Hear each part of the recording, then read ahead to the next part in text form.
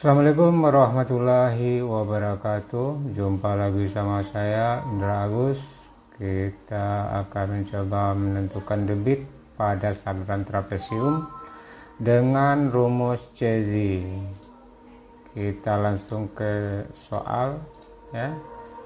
Ini ada soal untuk menghitung berapa debit yang terjadi pada saluran berbentuk trapesium dengan menggunakan persamaan Cesi untuk menghitung kecepatan aliran.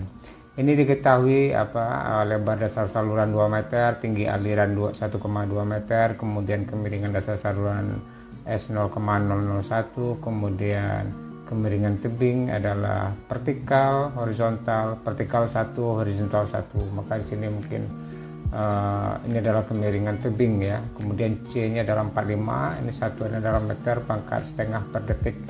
Nah ini kalau kita lihat adalah ini penampang trapesium ya. Trapesium ini ada lebar dasar saluran.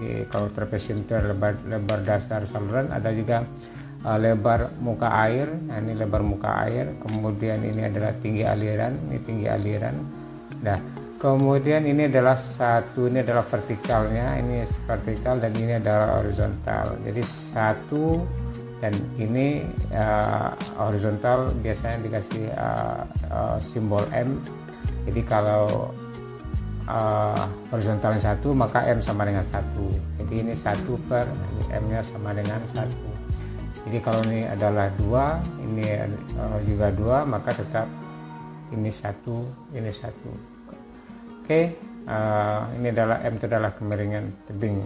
Kita menghitung kecepatan, kita menghitung debit ya. Jadi ini soal data-data yang diketahui dari soal. Kita lanjut.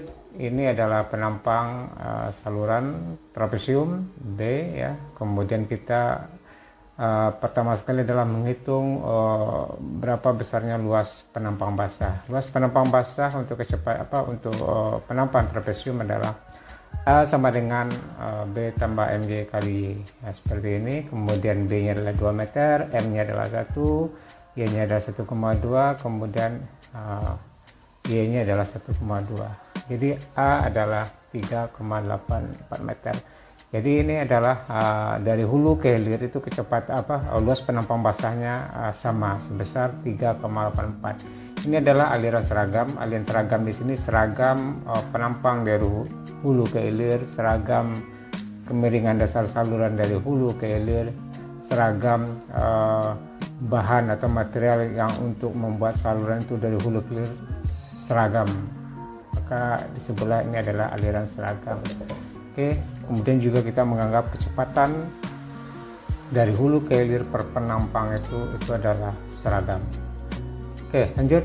Luas penampang basah, habis itu kita menghitung keliling basah. Keliling basah untuk saluran trapesium ini adalah persamaannya P sama dengan B tambah 2Y akar 1M kuadrat, kita seperti ini. Maka kita B sudah diketahui, Y 1,2, M juga diketahui 1, maka didapat keliling basah. Keliling basah adalah yang warna merah ya. Kalau penampang basah adalah ya ini. Penampang yang basah berapa luasnya. Jadi kalau keliling basah adalah yang warna merah. Kita lanjut. Luas penampang basah kita dapat, keliling basah sudah kita dapat. Habis itu kita menghitung jari-jari hidrolis. Jari-jari hidrolis adalah perbandingan luas penampang basah dengan keliling basah. A per P. Nah, tadi sudah dapat angkanya, maka didapatlah R 0,712 meter. Setelah itu kita menghitung kecepatan aliran menurut persamaan Cesi. Menurut Cesi, V sama dengan C R pangkat setengah kali dengan S pangkat setengah. C yang tadi diketahui di soal 45, kemudian R itu adalah 0,712 ini, kemudian S adalah kemiringan dasar saluran adalah 0,001 pangkat setengah. Maka didapatlah kecepatan aliran 1,201. Kecepatan aliran di sini adalah seragam dari hulu ke hilir. Ya, dari hulu ke hilir kecepatannya kita anggap sama. Tapi pada suatu penampang kecepatan itu beda. Jadi ini mungkin adalah kecepatan rata-rata pada satu penampang. Karena kecepatan pada suatu penampang itu kalau di dekat dinding atau di dasar saluran itu lebih rendah dibandingkan arah ke tengah dari penampang saluran.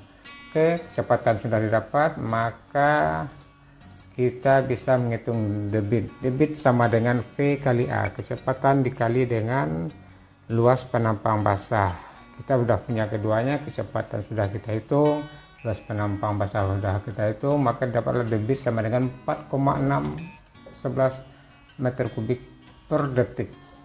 Ya, dari mana ini didapat berdasarkan, ini ada rekap dari hitung-hitungan kita tadi. Ini adalah luas penampang basah, keliling basah, jari-jari hidrolis, kecepatan aliran, dan debit yang terjadi pada saluran tersebut. Nah, ini salurannya kira-kira seperti ini.